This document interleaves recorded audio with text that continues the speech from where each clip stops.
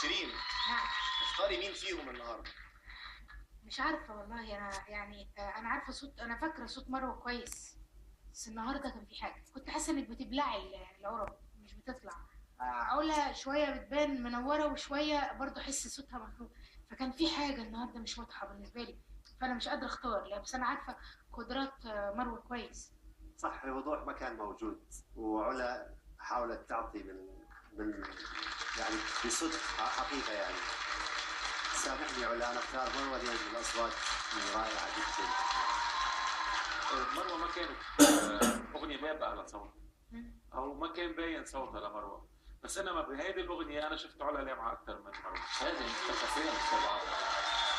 نعم بحكي على هلا، ما بدي احكي قبل. الصعب الرباعي، قبل ما تقرر قول لي رايك في ادائهم النهارده. سواء علا او مروه، اصوات هايله. نحب نحيي علا لانها طورت حالها، لانها تعبت على حالها، اشتغلت مليح مع دكتور امل، وكانت يعني مثال للتلميذه المثابره والشاطره. مروه نفس الشيء، نعرفه الناس كل تعرف قيمه صوتك.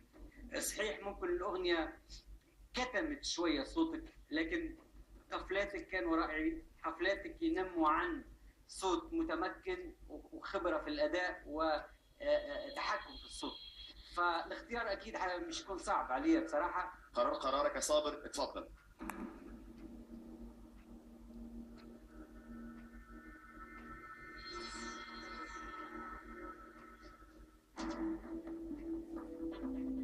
نحبكم ونعرف قيمتكم ونعرف قيمه اصواتكم. انتم من الاصوات الرهيبه اللي عندها مستقبل كبير كبير، لكن نحس انه الصوت اللي ممكن يخدمني